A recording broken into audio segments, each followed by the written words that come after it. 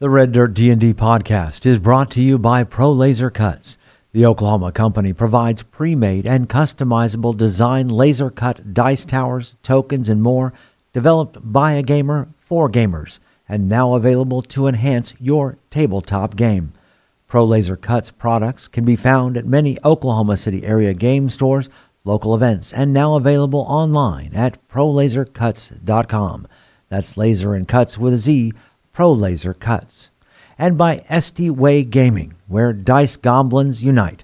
Our friends at SD Way Gaming celebrate the beautiful dice players handpick for their games and splendor.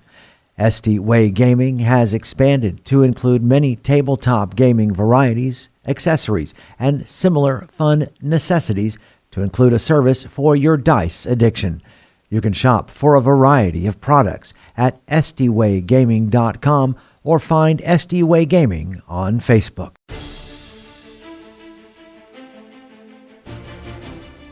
Hello and welcome to the round table for Curse of the Clockwork City, episodes 34, 33 to 36. Woo! I am Brooke Bullock, trying to harangue, corral, lead, definitely not that. Herding cats. This fantastic group of players and people, woohoo, including Michael Cross. I'm Johnny Payne and Brooke is harassing me. Haranguing me. Haranguing me. Get HR on the phone. I'm Kiri Hester. Connor Shenold. Woo! Oh man, was it good to be back at the table? It was fabulous to be back. I missed you guys. It flowed in so nicely. Yeah. Yeah. Like we've been here the whole time. I can take Come it or see, leave come it. saw. He's like, I'm busy. I have to go home and do stuff. I have stuff I will say that was going one thing that I was super excited about was just how quickly you guys were able to just jump right back in to character, and I just think it really took off. So it's always great as a DM when you're like, okay, I got like this 5-minute thing, 10-minute thing, and then the players take 20 minutes just to have a ball with it, you know. So. And I don't know if anyone noticed, but so for those of you who've now listened to episodes 33 through 36, you might have noticed that there's a little bit more of a format change. Yes. On these, because we had been hearing from fans who said that they felt the show was too short. And I thought, well, I just kind of edited it the way I've always edited until some people really started talking about it. Since we took the break, I thought, well, let's change the way we edit it and keep a lot more in the show than we take out. And so they are a little bit longer, but the feedback we've gotten is that they're pretty good this way. So if you have a thought on them, we would love to hear from them. You can reach out to social media at Red Dirt DnD or hit us up on our website, send us an email, reddirtdnd@gmail.com. We'd love to hear your feedback on this new format, because I don't know until unfortunately, it's like me doing the morning show. I just open the mic and hope people are hearing me. Oh, actually, I maybe this is not an on-mic conversation, but I did turn on NPR a few days ago. There's nothing there. Yes, we did have a problem with 91.7, yes. Yeah. Oh, no. There was nothing there. But and I don't know that unless some people say that. So You're just like that. I just told the best story ever. And someone stuck their head. It's like, the antenna fell over. No one heard us. dang it, I was on fire. And for what it's worth, it was on the podcast player of your choice, KOC Yeah. was, That's right? Because I did I the was same just thing. listening to it live. So, but there we go. yeah, we don't know unless we hear back. Find us where you find us. Yeah, Yeah, we'd and love to then let hear us know. back. Drop Yeah. a comment. Don't But feel... only say nice things. My What? feelings can't take it. So if you're gonna say mean things, I need you to Constructive criticism. I have thick skin. tag You can Michael tell me what Cross, tag Johnny Payne directly. If you've got criticism, do the sandwich. Don't mention right. me at all. Compliment, Bring a criticize, sandwich. compliment. Oh, no, yeah. compliment. Gotcha. A compliment sandwich. We can also be paid off with food. You was That's email khester@hotmail.com. Yeah, you can email that person. That ain't me. I said Hotmail. I showed him my age. There you go. Hotmail. Was Kiri even alive when Hotmail was a thing? Yes. I don't even Now- know. now- I wait a was minute. born Hotmail is an before email the system internet. your I parents still used to have use. Hotmail.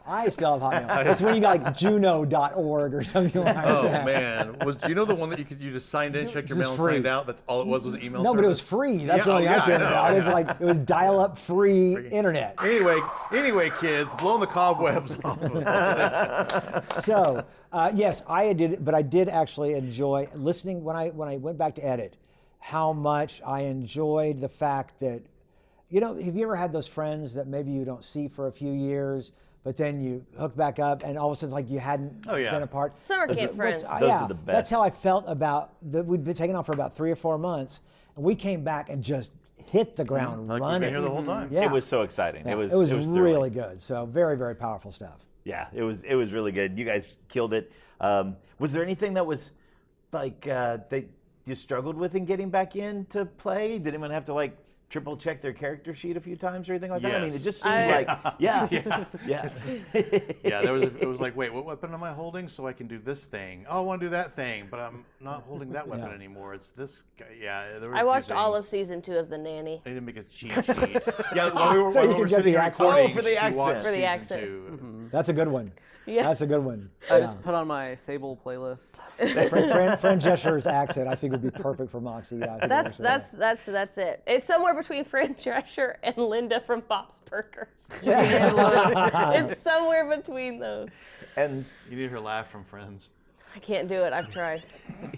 and it's really because we love him, but still better than Billy. So we will take it 100%. I love Billy. If I could bring him Why do back, I I open would. my mouth? I was There it not. is. I That's a wasn't mean certain thing how to I say, felt. Mr. Twitch. I wasn't certain how I felt about Billy till you said it was Dexter, and I'm like, spot on. Well, That and is- I didn't catch that until I know, think it it was wasn't meant to Ben. be. I Yeah. think it was Ben who spilled that bean. That, I that heard it bag right of in the beans beginning. for I'm me. like, don't say it, Johnny. Don't say it. 'Cause you'll get killed so hard. Yeah. I will say that was something that I had to. See, to me Go. it sounds like Dexter, sure, but it also sounds a lot like Chucky Finster from the Yeah. Rugrats. Oh yeah. When you first just did it now, I heard Chucky. And then That's a mean thing to say, Mr. Twitch. Yeah. I miss Billy. I do miss Billy. Of course, I miss Poppy too. I do. I did. Yeah. I It's, don't miss Billy. Anonymous, that's not how we say nice things to people. That's just not and hospitable. Jaska. I was thinking the other day about how much I miss Jaska. Yeah. Aw. Well, Jaska's kindness. Uh-huh. Sable's such Mom a Jaska. horrid. No, I know. There. But you love him anyway. Oh yeah. Well, because even like Lovable like Chucky, you know. Yes. even like the way that Connor, so like, you know, Brooke will say, oh, how does that end or whatever, and Connor's like, knife across the neck, blood everywhere. And but Every with time. Jaska, how does this end? He just dies. I hold him so he's not alone. Yes, I say yes. it's going to be okay. While I brush the hair. I mean, dirt out of Connor his eyes. never Jaska was went that Obi-Wan far. with Darth Maul. Right. Fred has a deep cut. Yeah, no doubt. And Sable is Darth Maul. Just, you know. Yeah. Obi and Darth Maul the second time. That's right. Yeah, the second time, for sure. I will say that knowing, okay, so and so's going to come back and so and so's going to come back. I had to go back into past episodes and listen, and in episode 34, 35, whenever Sergeant Vance and Laura show up at the bar to question, Right. I had to go back to episode 1 because Michael Cross voiced Sergeant Vance, and I had to be like, what was that? What Right. was that? And it was very similar to Moxie's accent, you know, and This guy's so going to be, yes. There we that's go. what- yeah. Well, and then, by the way, again, we do have the longer format, but we still have outtakes. Yes. And you do not get Brooke trying to figure out that accent and where he gets that accent. Unless you listen to the outtakes, you got to be a patron member. So That's you right. get that. That's right. Episode 36, I can't put my finger on it right now, but episode 36, the outtakes cracked me up. Like, it's one of those where I like rewound and listened to them one more time. Because it was just like, that was, of course, our 4th recording that session. So we were in the zone then at that point and just really, really going to town.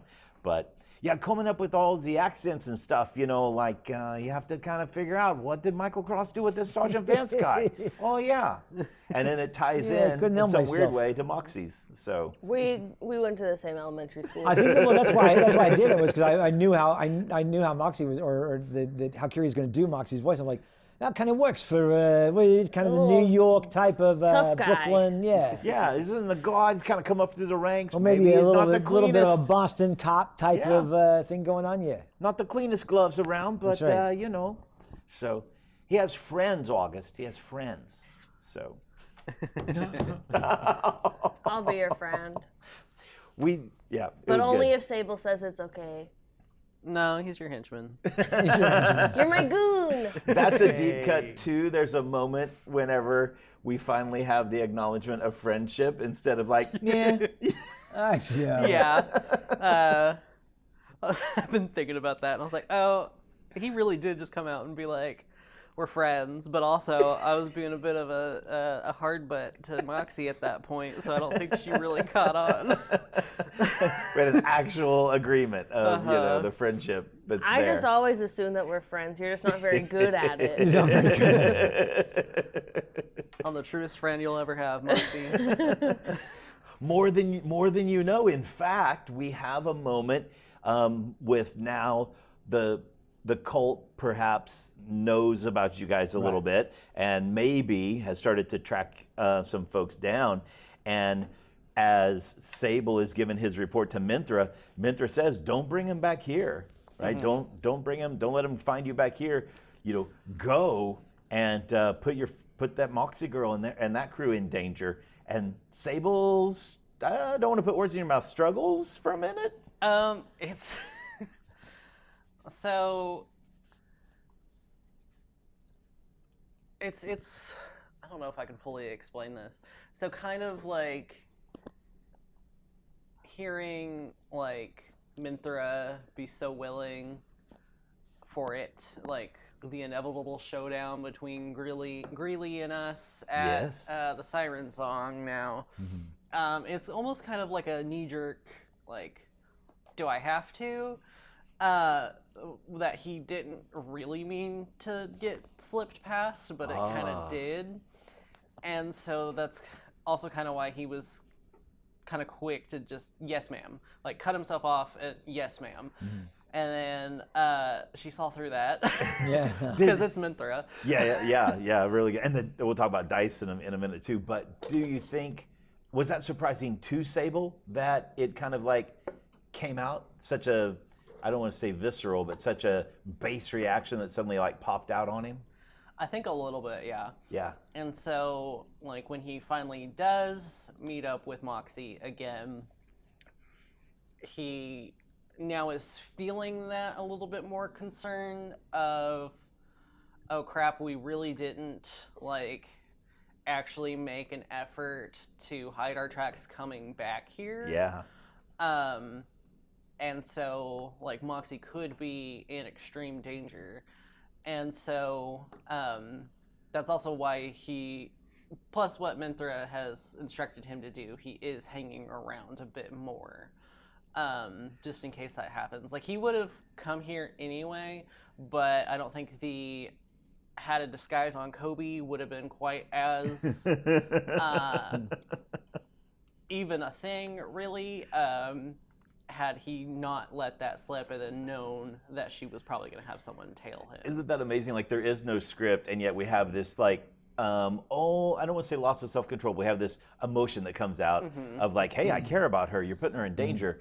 And then we have the slip up of, yeah, we're friends. And then that leads to, oh, I need to help take care of people, out of disguise, right? And none of that was scripted. That just all It definitely out. seemed to me like Minthra was kind of hoping a two birds, one stone situation, that maybe the undesirables, if you will, from her point which of view. group is that? Exactly. From her point of view, will kind of take each other out, and her and Sable can get back to business as usual. And like, I feel like from the conversations, Minthra sees, especially after that outburst, Minthra sees that that Sable's relationship with the group is, for lack of a better term, weakening her control over him. Oh, yeah. Because remember, he is her only pyramid scheme lower. He's the only one on her team. The only Padawan she has. Right. So especially if he starts like questioning if she needs to get him to heal. And so I could definitely see her, like, because we also don't know for sure that she's not connected to the cult. And so that's one of those, like, maybe they didn't know exactly where we were, but now they do. Yeah. That's a working theory that's always fun to play with, because as a DM, sometimes you put things out there knowing that it's distractive bait, and then other times it's the very thing you want them to do. For example, Minthra is a drow, and everything in Johnny Payne, the player, his backstory gaming experience, as I put words in your mouth, you immediately are like, we have a drow and a spider cult. That's right. We have a sexy drow. That's right. Get it right. A drow that Johnny is kind of like kind of turned on to. It's, August isn't Johnny. Yeah, be specific, that was in episode 1. In fact, I thought I was going to have to call HR with the smoky look that Johnny gave me as we're introducing Minthra for the very first time. He was just check out those old outtakes. I'll be in my bunk. Nice reference. Good job. So that was, and then the Hat of Disguise. Excellent plan. That is the gift that just keeps on giving. Who knew? That is some campaign 1 endless bottle of water kind of plan making.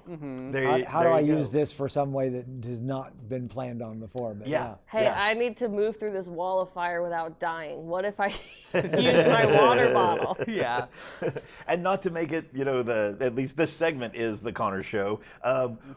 Where'd that come from? This Hat of Disguise idea, and what was you were thinking? Okay, if I do this, then the tail, the person that you feel like Minthra sent after you, blah blah blah. Yeah, that they'd kind of just be like, oh well, he's there, and then potentially kind of not really slip because they're diligent at their jobs. Right. How dare they? But at least be distracted of well, okay, the rest of his people left, but he's still in there until the spider cult ruins it. But it's maybe they were taking a nap on a roof somewhere during that time. Who knows? But it was kind of just honestly, kind of on my part as the player, just a last minute idea of what else can I do, because he doesn't really want to be seen leaving the siren song. Right. Even though he is gonna go with you guys to go to the library. And then what was that dice roll of stealth, a 30 or something? It's high 20s. Oh, I crazy. used Carday's roll for me because I had originally that's right. rolled. That's what it was, a little hero point and inspiration. Because we're level 5 now, and that's where things start to get exponential, And, especially for rogues. Yeah. I've got a +10 in my stealth, which is fantastic. Yeah. Unless you roll natural 1. So, so I just straight up disappeared for some time. Yeah, there and back again. No doubt. Kiri, do you remember, and Michael, you might remember too, did you use your hero point at that? I don't think you did. So you still have one from Hal 22, I think. Sure. Hanging out Do in I have there. one?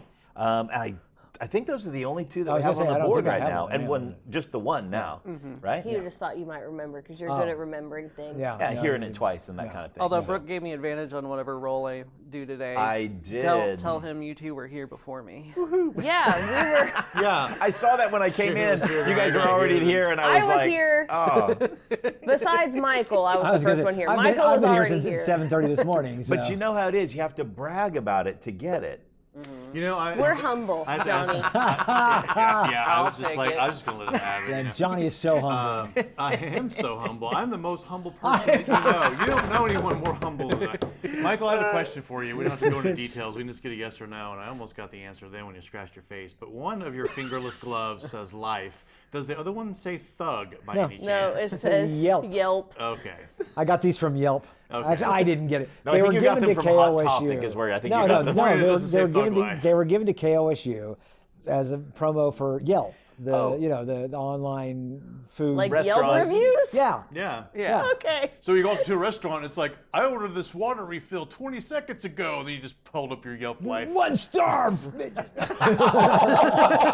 don't edit the round table. Watch your language. He cut himself off. That's right. That's I right. never I thought did. Michael Cross would be the son of Well, no. So someone found these in the drawer, and I get cold in this office. I mean, because it is so much more important that the computers be comfortable than me. Yeah. Welcome to So, our AI we are reality. all of our reporters are bundled up. They've got blankets all over them, but the computers are okay.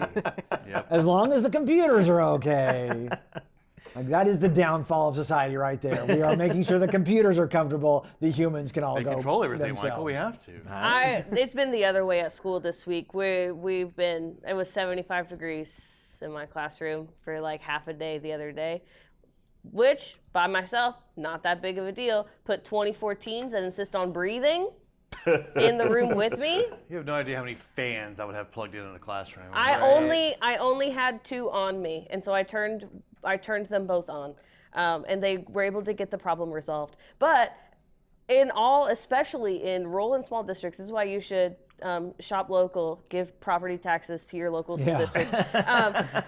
Especially in small and rural districts, the heating the HVAC system is only ever on hot, cold. Oh, yeah. So when you enter into these days of fall, or in Oklahoma, where one day it's 93 and the next day it's 74. Remember the days of fall as we listen to this in January. That's right. Yeah. That's right. It's September right now, but we get like, a high, one day it'll be 93, the next day it'll be 60, and so we have just one temperature. So there will be a few weeks where it is absolutely freezing in your room because it's only 70 degrees outside, but they insist on keeping the air conditioning on because it does get up to 80s in the afternoon, or then it goes the other way and it is so hot because they switched over to heat. And because it's just a guy and a switch. Yeah.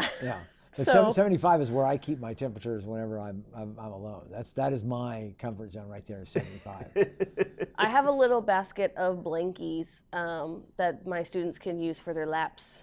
Yeah.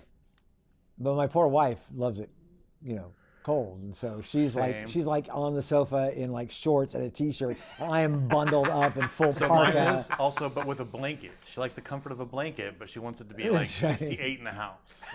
I will hear with a fan on in the room. Yeah. I will listen to no Amanda-themed slander in this house. No, because the upside of it is I get cold and she's like, "Oh, here," and just cuddles up to me. Oh, So winner, it all winner. works out. Yeah. You.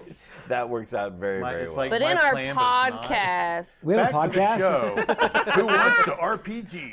I like how the instigator of the we were talking tangent about the is computers one who being brings cold. us This up. started off. We're This whole talking thing about started Yelp off life. with Kiri saying, "Okay, this isn't related to the game, but." No. And then we all took. I know. That just needs to Went be off a a drop. Johnny We can with just the- But anyway, Slug so life. yes, that is why I'm wearing the fingerless gloves. Kiri. Because I get cold, really easy. What's your next question, Brooke? Moxie needs fingerless gloves, but with like I think nails so. put in the knuckles. Well, I think attach the knuckle dusters to like Well, some fingerless there's gloves. I think they look really cool. There's been conversations had about a variety of knuckle busters with a variety of outcomes. I just haven't be found those treasure chests yet. There we go. Love this idea. They're scattered through the map. Gotta go. Well, anyway, I'll zip my lip about that. Well, maybe we'll talk about that a little bit later. So I only have the one set right now, which is fine as long as I just only punch with that hand. which kind of But circles you still back. can I punch can't. with the other It's hand. not It's as fun, Michael. Yeah, it's not. Yeah. Which kind of circles back around to dice, where, man, my SD-Way dice were hot in the first half of the recording, and then at some key moments, the universe loves the players more than they love the DM, and there were a couple of ones that popped up. We got to use this brand new book of Nice. casualty Yeah. and success. That's basically it's critical hits and misses, critical rolls that I found, and it's really good. Now it also has it's for attacks and for only attacks and just attacks. Yeah. But there's also in the back there's for good and bad fortune if you roll a 20 or a 1 like on skill checks but I've tried this. I started this with my Friday night group, and it's kind of cool. But it's something you get to kind of hold on to, and you can only have one. And I found it kind of slows down the game, so I decided we don't worry about that. It's just for misses Just and combat? hits, Yeah. just in combat. Yeah. And it makes it fun. It's great to play test that kind of stuff at the house or whatever, Yeah. And then see what works.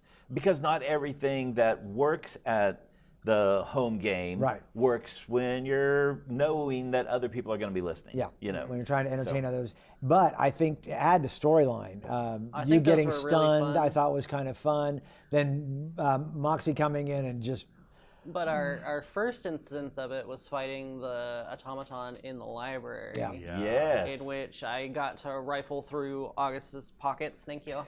You're And then Pocket consent. Pocket consent. Oh my goodness. and then like went to go and insert the key into the automaton and got a natural 20. Yeah. So I was just able to actually click it off. So that was pretty fun. Which there was a really kind of great contrast here in that we come across this automaton in the library, and Mildred Morningstar is like, "Don't break it; it's expensive." And you guys have to find a way to disengage it, to shut it down without necessarily like bashing its head in. Versus a little bit later, you come back to the Siren Song, and it's different. That one's more of a golem than it is an automaton. But those two combats, how do you handle that? How do you do damage? What changes in your techniques? Maybe they're just mechanical, but whenever you need to not break something but still take it down. See, the trick is to, I believe, roll a mediocre initiative and then miss every shot you put at it. That's what I and then did my just wait plan, for yeah. Connor to figure it out. What are Connor and Johnny doing? Oh, okay, we'll do that. Yep. So This is the Moxie Dr. Stone combat plan. I'm going to come back to that because it's not exactly what happened at the very end of the golem fight, but go ahead. find a way to subdue it without hitting it. Hit it down low. So if you need to get, like, okay, here you go. I can't subdue you, coup de grace. But yeah, and then try to find a way to subdue it once it's down. The tricky thing is the GM versus the rules in the book, because it can come down to, can I say I'm going to use the other end of my axe, and so I'm just doing blunt damage and knocking them out? Yeah. And well, that's not a rule written in the books or whatever. Can I call my shot? No. Can I? A lot of people forget about things like grapple and stuff and everything, especially if it's a bigger creature where I'm going to grapple and there's the resistance rolls and I got one arm down. Well, someone else grab the other one, grab the other arm. Yeah, and then meanwhile, someone's got a rope in there on their turn. I'm going to tie this rope to their leg and run in a circle. Yeah. And it's like, okay, you get around 3 loops before your time runs out on your round. There's lots of alternatives, just a lot of thinking outside the box. Some games it's built in. Some games it's like, oh, he's only got 10 hit points left, and I rolled a 20. Well, I use the blunt end. So even if I do 1,000,000 points of damage, I select to do non-lethal. Right. Well, I mean, non-lethals are very much a part of D&D rules. I mean, it's right in there. But what's interesting is also you don't see it used a lot, though. It does. I use it all the time because I don't necessarily, if I want to question somebody. We did use it quite a bit in campaign 2 because the joke was that Billy missed every time he tried to do long lethal damage. He could only do lethal damage. But Sable has never learned that word at all. No, we have decided Sable refuses to go lethal. But I think it also helps that the DM introduced this data-esque on-off switch on the back of every. Yeah. All we got to do is have a key and we can turn it off. There you go, so it's right? Like mechanical diplomacy. Yeah. And it's a universal key. It's not apparently like it is. That's what I say. It's a skeleton key type thing, You can just turn the android on and off by just hitting this. If it wasn't universal, we have the lockpick. Expert. So, but have you ever tried to pick a lock that moves and tries to fight you? Which was so awesome with that natural 20 that you did, where and then we're on the fly. We're like, well, none of our natural 20 ideas are in there, and I love it whenever we there's a quick brainstorm that happens at the table sometimes. It may have been Johnny who was like, how about you get like an action to turn it, and I'm like, perfect, move an extra move action. And I think on Sable's end. Because we've already seen him not be gung-ho about like killing an automaton when we first got Otto. Right. Yes. Because it's just a machine. It's not like it's doing things out of its own volition. It has no volition. And so... Do you connect with these machines? Do you also feel like a tool of Minthra's design? What if they're I'm not ready to go that deep. Bard, not psychiatrist. What if they're a hive mind and they're like, we are automaton? Yeah, maybe. I think it's more like, what if it's on our side type of thing. And so, if this were a book, August being able to go first and him pretty much being like, yeah, okay, we'll just try and actually get it to shut off. Sable's going to go with that plan. There's no reason to kill or break this machine. Yeah. Whereas the fight in like the Siren Song, one, it's a little bit different because it was like a golem creature. It wasn't quite like a Geary situation. But then also it hit me a couple of times. And, you know, screw that guy. Man, and I tell you what, the one time with that natural 20 where I could just, the imagery, the imagination really kicked in. I could just see this wood and flesh golem just go kaboom and just knock you down. Like it was very impressive. That was the thing too, is another reason for the, let's see if we can turn it off situation is, in the library. Again, going with the rules, somebody at 1 health point is just as fit and healthy Yeah, as somebody with 100 health points. Yeah. That is an issue. Yes. Damage means nothing, but you can see how much you're damaging it. And it's like if I'm fighting against, you know, just a dude with a sword, I can see that I'm doing something too. Yeah. It was like, okay, we're going to whittle this thing down in 3 days, or click, he's off now. And that was motivation. Well, and I had one DM who I thought was fascinating. The way he ran HP was not wounds. You didn't actually wound somebody because let's face it. If you were to actually stab somebody, if they've got like 50 hit points, you stab them once, they're going down, or shoot them with a gun. Coming at you with full strength. Yeah. So what he did was it was more of about exhaustion. Yes. You're wearing them down, and eventually at some point you're going to reach a point where you can do that killing move. You haven't actually wounded them at any point, which is also works for short and long rest. How is it you are healing completely up after a short rest or a long rest? If it's just exhaustion, well, then that makes total sense. Yeah. You are not actually getting injured, not getting bludgeoned, you're not bleeding. And I love the way he ran that. And this is in 5e. That ran it more of, again, exhaustion within that fight. And after that fight's over, you can take a little bit of a break, take a breather, and be back on your feet. Yeah, and I think it's a good play. 5e, I don't know the other editions, kind of lends itself into that because it's like your armor class is based on like your dexterity. So like actually how much are you able to move away from a strike is essentially how I've always thought of like armor class, plus what you're actually wearing. How much of that will actually negate like some of the weapon damage. And we'll see that. Go ahead. Like actually like, because even though like technically it's like 10 seconds per round or whatever, it's supposed to happen very, very quickly.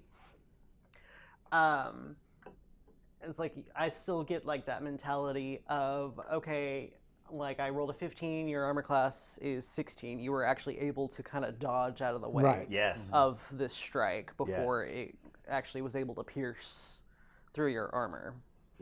I like it whenever or DMs... you brought your sword down, and so before it hit me in the throat, I made it brush off my breastplate. So you did hit, you just hit the right spot. Some games out there will have where you can call location, and then there's situations. Even if you don't call the location, there's like a location chart. So it's like you got hit in the shoulder, you can still fully dodge next time because you can swivel your ankles, your knees, and your torso. But you got hit in the back of the calf, and it's a deep cut. You're basically down a leg, so it's going to be harder for you. Your AC is now reduced by 2 because you're And while that might not be the rules, I think more that realistic. but since I think we wouldn't have any problem doing that because of the fact that we are a D&D podcast rather than just a table of people sitting around. We're trying to be more entertaining, so I think it's allowed to do things like that, and that's why I think this book will come in handy because there are moments where we might be able to add. And when you get higher up, when you're only at 5th level, you don't want to go to the really high critical rolls that could do some serious damage, but there are. And that's why we normally roll a D10 and a D6. We're only doing like a D6 or a D8 because you don't want to hit those higher ones. It's on the player.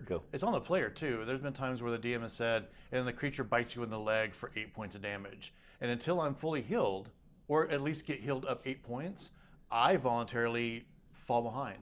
I reduce my speed by 5. It's because I'm having fun and I'm getting immersive and playing into it. And that is a fun way to kind of role play the damage. But I also think of how many times we watched martial arts movies where they just beat the poop out of each other, and then the very next, 5 seconds later, like, oh, okay, I'm just fine. Yeah. That's 5e. TV It's show. super. Well, John McClane. I mean, the very first time we see him in Die Hard, he steps on broken glass in bare feet, and like 5 seconds later, oh, I'm just fine. I'm like, yes, because it is that superhero mentality. 5e is about we are superheroes. We are For not, sure. 1e was about regular dudes Run going away up when you against see the monsters. monster. Is that a rat that's kind of fatter than any other I rat I've know. seen? Run. Run. But you're level 5. I know, that's why I'm running. but 5e is more about superhero, which is fine. I love Yeah. the superhero D&D. It's great. Just most people complain about the long rest, short rest thing, but we're superheroes. But even or exhaustion, like either one. Yeah. I love the concept that you start off with one hit die, and in actuality, that's all you ever have. So when you get down to below 10 hit points or 8 hit points or 6 hit points, that's when you're in trouble, right? That's whenever the exhaustion is getting you, and the killing blow is going the to killing come. blow's about to come in. Yeah. Yeah. Because I kind of did something similar within our first couple of episodes when we were in the fishery, and I had given Moxie the potion of healing from Minthra. Yes. Oh yeah. And The first sign of friendship. yeah, and Friendship is healing. I knew that was supposed to be for me and not to use it on that Moxie girl. And so Sable had gone out that night and then appeared the next day with like a bruise, trying to fake that it was like he'd gotten injured somehow, had to take the healing potion. So I had flavored it as like, you can still take like wound damage, but with healing magic, there's still like the wound might close, but there's some residualness to it. Gonna have that bruise. You're gonna have that inflammation. You're gonna have that puffiness. Whatever. It's like you might not be small scar. Dying. bleeding, dying, but you're still gonna have some Evidence of harm. of it. Yeah. Because like think of the weapons that we're actually fighting with. Like, August has like a halberd. That's a deadly weapon. Yeah. Exactly. One hit from that will kill you. Or 100%. 2 if you. Yeah. Yeah. And that's Even a graze. Yeah, even a right? graze might knock would- someone yeah. out. An NPC with 4 hit points. Yeah, that's a Because graze does killing what blow. now for you? Is it still 6, 1d6? isn't it? It's Why has it gone up? It's the just Graze one is it does the full. Hang on, wait. If you got the damage type is the same as dealt by the glaive, and can only be increased with the ability modifier. Okay. But then there's also that's if I miss. There's also the one where I could swing it around and hit you with a butt of it, and that's 1d4. Yeah, there you go. So that's still And have. so, you have these superhero characters, but they still get injured. They still get hurt. yeah. And I think it's fun to kind of play with that a little. I know we're really diving off this tangent and stuff, but one of my favorite moments in a James Bond movie is with Pierce Brosnan, who's not my favorite Bond, but I think it's the one with like the giant radio telescope, and in it he gets his shoulder hurt, like dislocated, catches himself as he's falling off or whatever. And then the reason I like that one so much is that injury lingers with him throughout the movie. And there's a couple of times whenever like a bad guy goes and targets the shoulder on purpose, letting you know, hey, somehow this bad guy has inside information because he knows that he's hurt there. And I like that whenever we have those, that little touch of realism. My regular group, which we know is playing Savage Worlds, does lingering injuries, and I'm not sure if that's an us thing or if that's a Savage Worlds thing. Some games have that, yeah. But so, for example, so when you go down to essentially that game's version of going down to 0, like you go out but you're not dead. Yeah. You have to roll on the table and you get a lingering injury. That's fun. So like one of our players, there are 2 of them have lingering injuries currently. I don't remember what one of them is, but the other one is his speed was reduced. Oh, wow. He took a hit in the leg, and he was our frontline fighter, and so now his speed is the same as mine. And you know how I like to play short characters, so he doesn't like hold the group up, but he's limited in combat, right? He can't move around as much until we get you have to get a high enough magical healer to actually heal it. And we don't have access to those in our city. Yeah. So it's almost kind of like needing lesser restoration in a way, right? Like if you have ability point damage, and I guess that's the way it kind of shows up maybe in 5e is ability point damage. Yeah, I mean, that is the other thing about when we talk about healing and stuff. We're in a world where you drink a little vial of something, and all of a sudden you're up to normal. Everything's healed up. You closed up wounds. And now with healing, cure wounds and healing word the way as powerful as it is now, I mean it's ridiculous how well hard you to get die. healed. Yeah, it really is. Hard. It was already hard to die in 5e. This is why I have. If you've got a healer in your party, it's even harder. I've kept healing word as one of my spells, as my break glass in case Dr. Stone goes down. Yeah.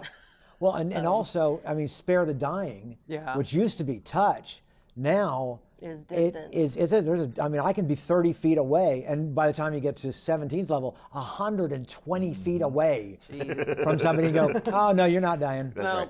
Did you, when Sable went down, was it healing word or spare the dying that you did? Healing word. Yeah, I thought it was healing word. I haven't done actually cure wounds yet. Amazing. Just because I don't want to get close enough in the battle.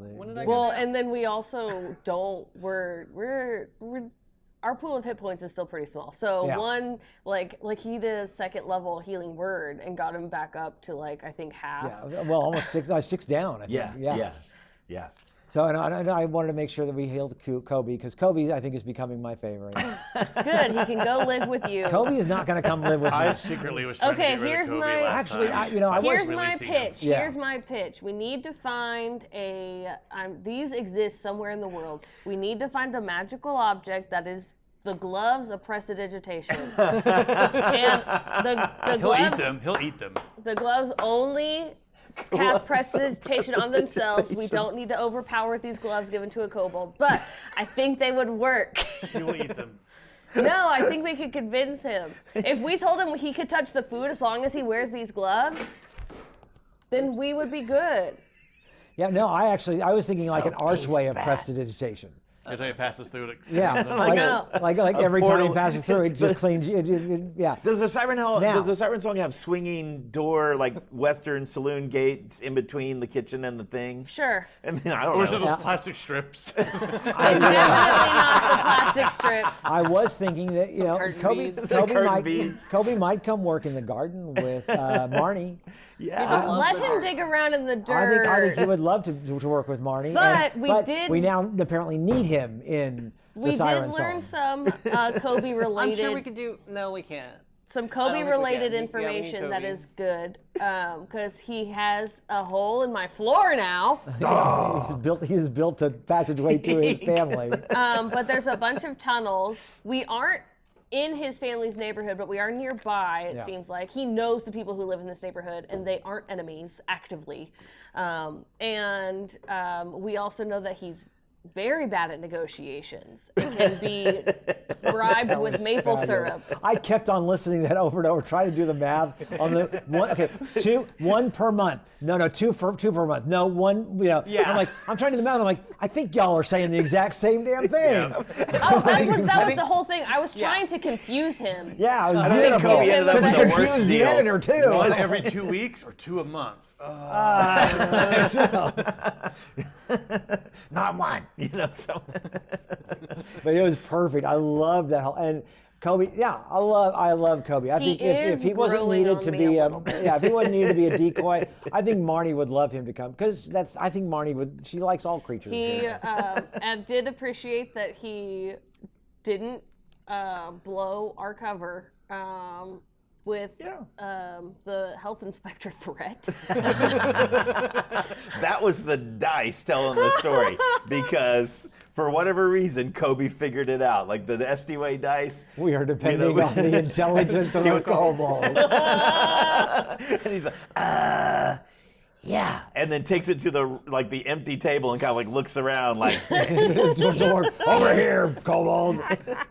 He was so well. First, you guys are brutal to Kobe. Like it's a ton of fun, but you really do. Despite being just brutal, he took punches for us He in the did. name of Sable. He did. It was all good until the hat fell off, and he's like, "Uh-oh." I thought it was amazing, and that's why I like Kobe. I might be the only one that I actually will likes say Kobe. I did but- appreciate that we did specifically in this, because it was kind of an unspoken thing, but I liked that we made it spoken where we said, hey, you're not a slave here. You can go home. Yeah. And he was like, nah, I'm okay. But sir, It's very important that we know that Moxie syrup.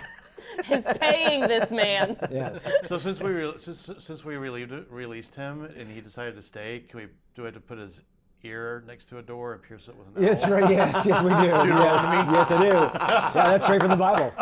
So that shocked you. I made a Bible quote I was there, Michael amazed. Cross. That's right. But it involved piercing, so And I got okay. Yes. so the Venn diagram of knowledge kind of overlaps there a little bit, There's sir. that little sliver right there. But we do save Kobe. Yeah. Then he saves us after Yes. we saved him, after he saved us. I do. I So- like the fact that we have these NPCs that have really that really kind of brought people. All the people that work at the Siren Song. Poor Arya. Yeah. you need to pay One her day more. she's gonna get a vacation. There's more like there's more NPCs too.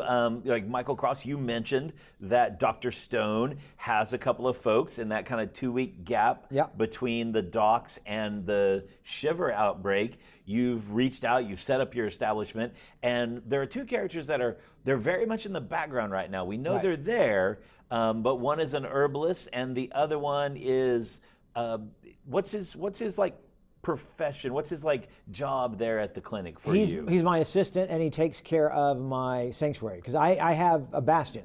Yes. So I have my sanctuary and a garden. And my garden is being handled by Marnie. Yep. And I've got his name right over here. Let me tell you, the lack of theming in the names is disappointing. What's You could have named her Sage. You could have named her Marigold. You could have named her Bailey. I could have, yeah. But wouldn't that be a little bit of discrimination if you're only going to look at the applicants that have flower Not names? if you make them. her real name is Mary. Listen, so the Siren Song has all Oh. music-themed Right, names. right. But let me tell I'm you trying this. to convince Brooke that the Sapphire Society, the lower tiers, have all color names. Oh, there you go. Oh, I will say this, in case it's not obvious. What? Arya was not born Arya. That's a fake name. Yeah. All of them are fake, yes. They're we know. all, the girls They're are in all- hiding. Yes, exactly. And so it's just Moxie being, having a vibe of like, oh, you need a song We name. appreciate a Yeah. theme. But anyway, so Marnie is my gardener, and she's a druid, Yes. a human druid. And then Crispin is my assistant. He actually is a celestial warlock. Because I wanted him to have healing, but I didn't want him to necessarily be a cleric. Right. So he is a Aasimar celestial warlock, and I've actually made the character sheets for them because we had joked about the fact that all these NPCs who could hopefully step in if any of us died, Yep. and Yeah. I've told myself that's Brooke's problem. I will say, Problem is not the word. I do picture Crispin as Crispin Glover, just with 100%. gold eyes. Yep. sure. Yep. I don't. That's. I don't know what it looks is, like in but my head. yep. As Yeah, soon he as doesn't you- sound like that, y'all. McFly. So maybe we'll get to see a little more of Crispin and Marley. Maybe. Yeah. Maybe not. They may just be like kind of figures in the background. Which they don't have to come up. It just it allows for me to leave the doctor's office. Yes. Especially since we're apparently going to some haunted islands. Are we? I love how you guys have. I went. Hold on. I'm gonna put a pin in that for just a second. But other NPCs that show back up. Logan showed back up too. Yeah. So, I like Logan. I and do I will too. tell you, there is something about Johnny's brain that is phenomenal because Logan calls in on the Sending Stone, which again Michael Cross does fantastic audio effects with that, right?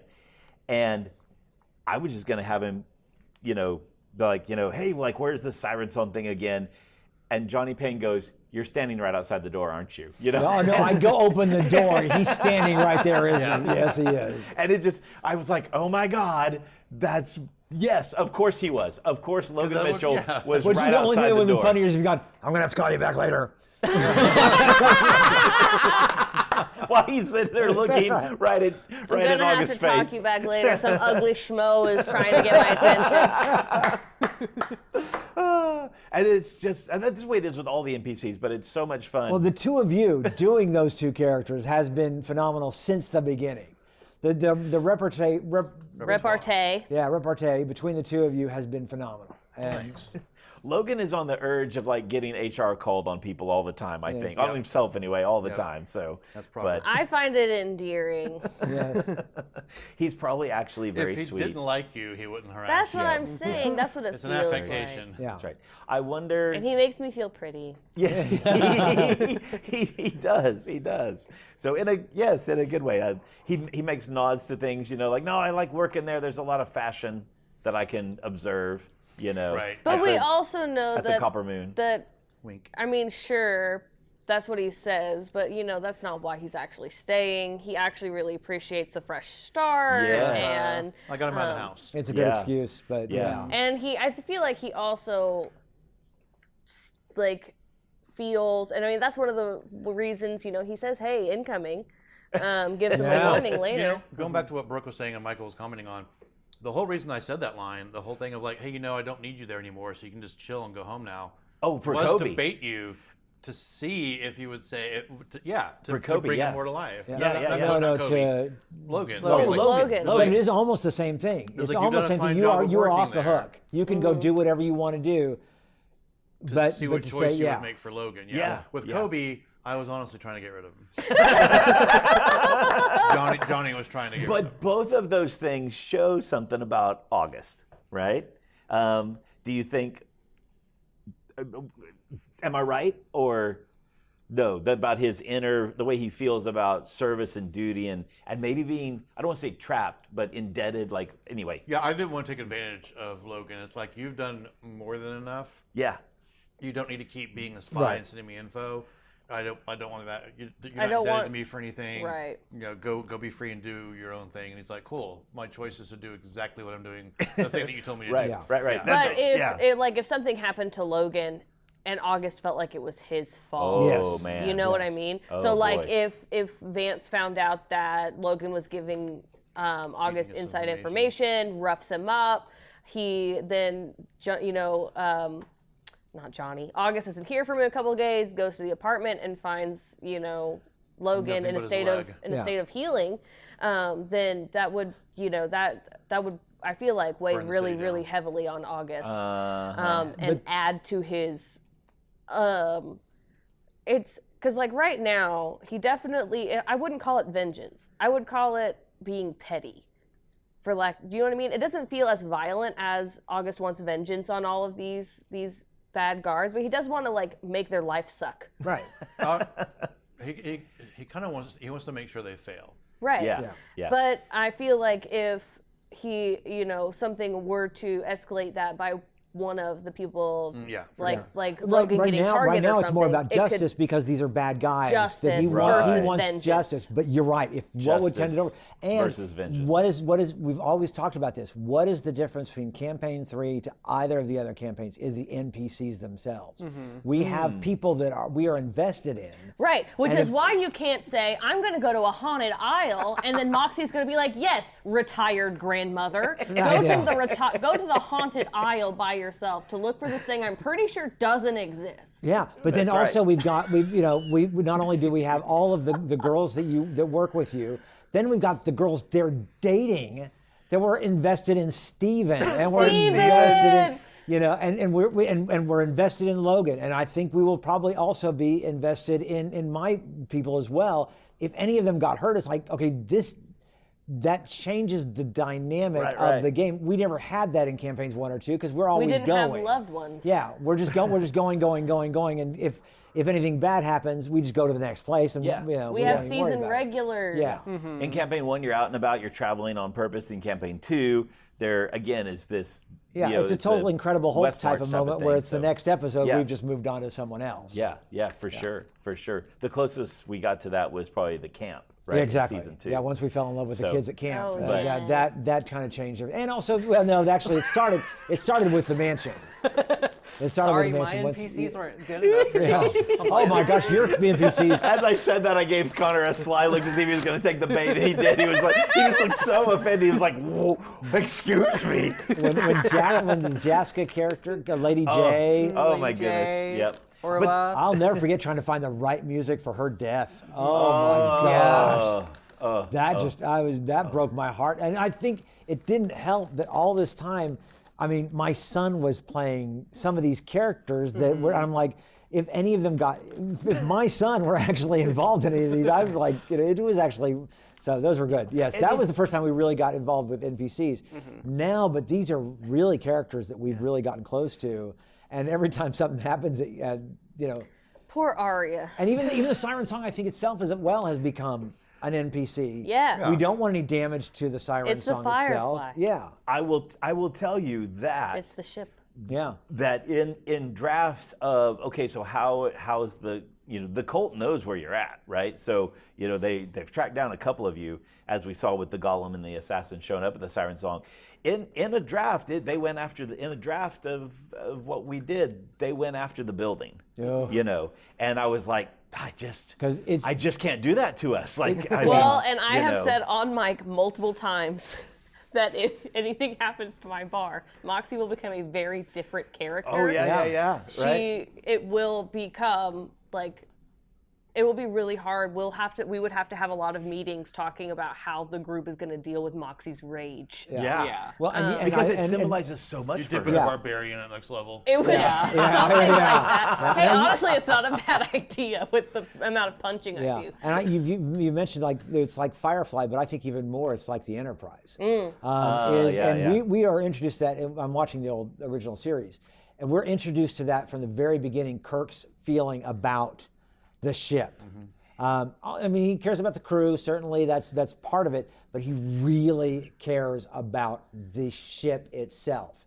To where by the time you get to the search for Spock, and spoiler alert, the Enterprise. My God, Bones. What have I done? Yeah. Same thing you always do. Yeah. Well, think about how Scotty feels. Yeah. Right? So Because Scotty also we are has so this thing. invested Anyway. in Nerds. Yeah, we're so invested in the siren song that if anything were to happen, I think that and especially for Moxie. Well, it's my home. Yeah. And You're more again, Everything so much is thunder. I can put My shack is also there. I mean, not wrong. Really, who has the penthouse apartment? It is indeed August on the roof. I need to get in. It's unfinished. It's unfinished. I still but- want you to go up to the roof at some time. What the hell is this? I'm doing a whole security inventory. That's right. Who put up a Hoover down on my roof? Hooverville. Very good. That's always the surprising thing. Like whenever episode 1 on the road into Ironspire, we have kobolds, right? And I was going to tweak kobolds a different direction than campaign 1 and 2 had done with kobolds, and give them a little bit of an edge. And then all of a sudden, We just got the one soft-hearted one. All the other ones are rude. To be clear. It depends on who they're working for. I believe that it depends on who they're. I mean, I think there's just like they're bad and good humans. What? You can't say that they're all bad. Just because we've met some cultists that are horrible, and so I think that because it's who they're working for, A particular Sapphire Society person, he's the worst. I'll take it. We helped make Kobe, a little nicer. Yeah. We softened him up. We sweetened him up with all the maple sweetened syrup, his ass. which we did find out is an all kobold thing, It's not just evidently a an Kobe all kobold kobold thing. So thing. if we need But to I make a love deal with the underground kobolds, I love the fact there's a society of underground kobolds that we could be like totally cool with. like we were when we finally went to see Connor's family. You never visit, you never come around. You never come around. Where you Oh my been? gosh, with that accent, are they from Ironspire? Oh gosh. Yeah, you always said you were gonna go off and join the cult. You lied to me. You said you were going to be gone for 2 weeks. Yay. Oh, that's good stuff. That's good stuff. I do love the fact that, again, Dice tell the story. We have Moxie with her knuckle dusters that just completely crushes some tubing on that golem at the end. Yeah. You guys have made an ether connection along those lines. Yeah. You've also started to discuss how dangerous things might be, not only from the cultists, but now we have the city guard. One of the leaders of the city guard has come looking for August, who used the hat of disguise to disguise himself as that dwarf. We're just going to have that just now be the party hat. I think so. Yeah. It's whoever needs to disguise whoever themselves. needs to hide Oh. from whatever's coming up, right? You said party hat. I was picturing like a conical birthday party that hat. was also The straw double with 2 meaning beers of what in I the was top, saying. When Moxie wears it, it can be like that. When August wears it, it can look like what? The 2 beers on top of the straw. There you go. That's with right. with the straw coming down. For the for the competitive, I have a magic item in there. Spoilers, which is the head of the disguise. It's a little bowler hat with a little feather. That's awesome. I love But it. yeah, so I we love it so have a much. couple of irons in the fire. Things are looking dangerous for my bar on multiple fronts. Right. But I'm also being enticed to leave because Rhapsody wants to leave. Seems Yeah. dangerous. Seems like I need to do some prepping. Yeah. Maybe put an ad in Indeed. And we left on a cliffhanger of Yes. August saying, well, maybe I should just leave. Maybe I should just leave for the safety of all of you. So I'm going to figure out where we go from there. That's right. We'll have to find out what that decision is when we listen to the next episode. So thank you guys for being a part of the roundtable. Thank you so much for liking, subscribing, giving us a comment, all of those wonderful things. For Red Dirt D&D and Curse of the Clockwork City, I am Brooke Bullock. I'm Michael Cross. Johnny Payne. Here, Hester. Connor Shenold. We'll see ya. Bye.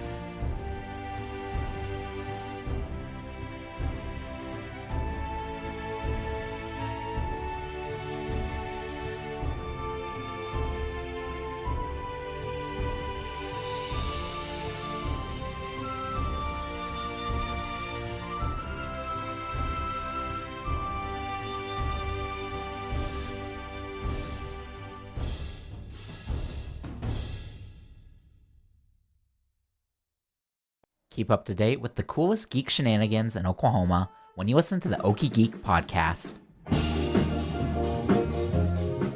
Stay in the know about upcoming conventions, comic books, and the nerdiest happenings in the Panhandle State. That way you don't miss out on things like live Mario Kart, Wizard comics, or board game conventions. Search for Okie Geek on the NPR app or wherever you get podcasts.